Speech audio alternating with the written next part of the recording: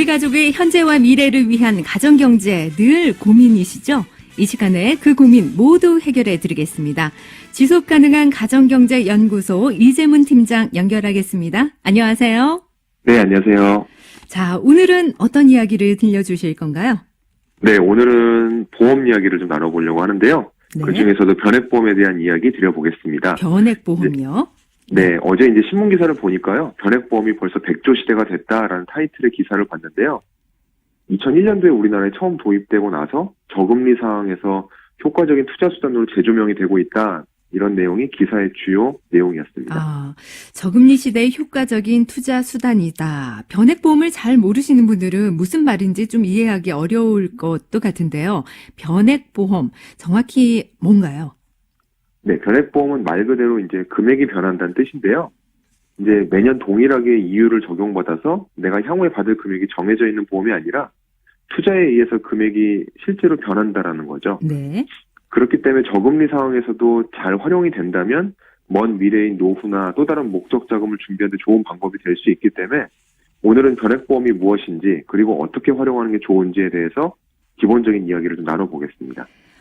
저도 변액보험을 가입을 한 적도 있고 들어보기도 하고 주변에서도 많이 가입을 했는데요. 사실 근데 예, 긍정적인 기사보다는 부정적인 내용이 많아서 이거를 해약을 해야 하나 유지를 해야 하나 이런 걱정도 많이 하게 되더라고요. 네, 사실입니다. 이제 특히 변액보험은 이제 변액보험의 경우에 기본적으로 주식이나 채권 등에 투자를 하는 보험이다 보니까 실제로 그 보험의 이제 속 내용을 열어보면 적게는 서너 개에서 많게는 30개 이상의 투자형 펀드가 들어 있습니다. 네.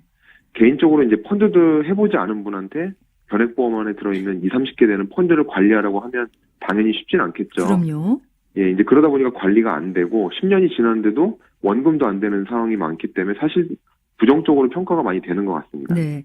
그렇다면요, 변액보험을 가입할 때 가장 먼저 고려해야 할 것이 있을 것 같습니다. 네, 저는 두 가지 정도 말씀드리고 싶은데요. 먼저 첫 번째로는 보험이란 상품 자체가 일단 장기 상품입니다. 10년을 바라보고 가는 상품이다 보니까 노후 같은 먼 미래를 대비하는 목적으로 준비하면 괜찮은데 단기적으로 수익률이 좋다 이런 식의 설명으로 가입을 유도하는 분들은 조심하실 필요가 있겠습니다. 네. 특히 올해 같은 경우는 주식시장이 굉장히 뜨겁거든요. 그러다 보니까 이런 설명에 넘어가서 이제 또 가입만 하면은 큰 수익을 가져다 줄 것처럼 이야기를 하는 경우에는 조심을 하셔야 되고 경기는 이제 항상 변동하다 보니까 단기적인 투자 성과뿐만이 아니라 장기적으로 목적을 가지고 가입하시는 게 중요하겠습니다. 네. 보험은 장기 상품이다. 10년 이상의 네. 먼 미래를 대비한다는 목적으로 준비를 해야 한다라고 얘기를 해주셨는데요.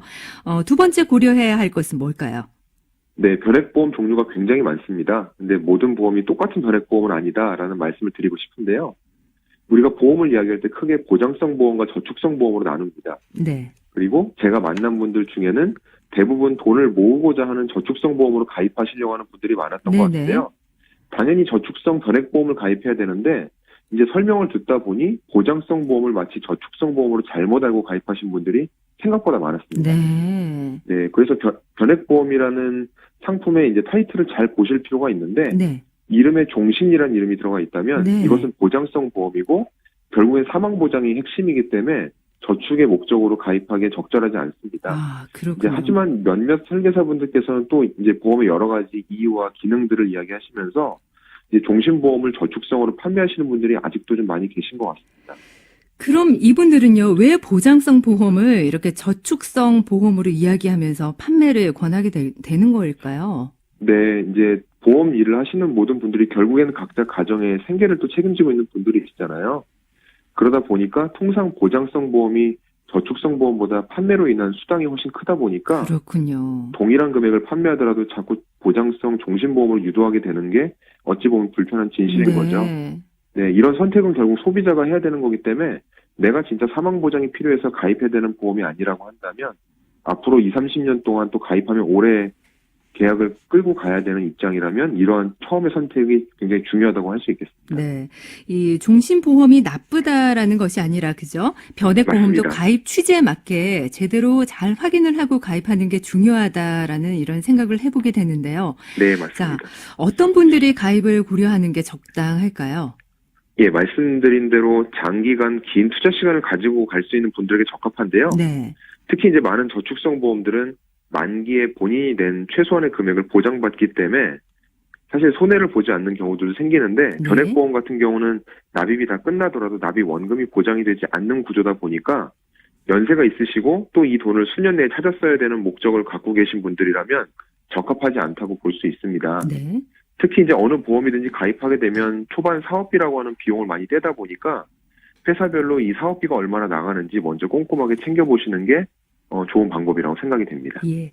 그렇다면 이 변액보험 가입할 때 주의해야 할 사항은 뭐가 있을까요? 네, 제일 처음에 말씀드렸는데요. 변액보험은 그 안에 있는 투자 상품을 관리해야 되다 보니까 아무리 좋은 상품이라 하더라도 관리가 되지 않으면 활용을 제대로 하지 못한다고 봐야 됩니다. 하지만 이제 우리나라의 법상 아직까지는 모든 투자에 대한 책임이 투자자 본인한테 있다 보니까 이것들을 관리하는 게 또 쉽지 않은 문제인데요. 네. 이제 설계사가 직접 관리를 할 수는 없겠지만 투자에 대한 관심이 있고 또 이런 정보를 지속적으로 나눌 수 있는 분과 시작을 하셨으면 좋겠습니다. 뭐 일반인이 직접 관리할 수 있다면 가장 좋겠지만 또 그러지 못한 경우도 많기 때문에 이렇게 수익률을 높이고 가입 이후에도 지속적으로 경제 상황에 대한 정보를 교류할 수 있는 분들을 통해서 간접적인 도움을 받으실 수 있다면 가장 좋은 방법이 되지 않을까 생각이 듭니다. 알겠습니다. 자, 마지막으로 변액보험 관리 꿀팁 한 가지만 전해주시죠. 네, 추가 납입 제도를 적극적으로 활용하셨으면 좋겠는데요. 보통 우리가 가입하는 보험은 2배수까지 추가 납입이 가능합니다. 예를 들어서 내가 30만 원짜리 보험을 가입한다고 하면 10만 원을 가입하고 거기에 2배인 20만 원을 추가 납입으로 불입을 할 수가 있습니다. 네.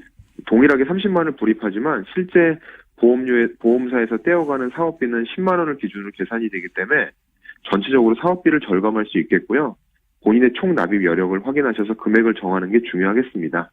그런데 이제 무조건 금액을 2배수에 감안해서 맞추기보다는 나의 현재 납입 능력, 또 미래의 수입 등을 고려하셔서 향후에 내가 납입 여력이 좀 더 커질 경우에 추가로 납입할 수 있는 공간으로 활용한다는 계획을 갖고 계신다면 조금 더 효율적으로 활용이 가능하실 것 같습니다. 네.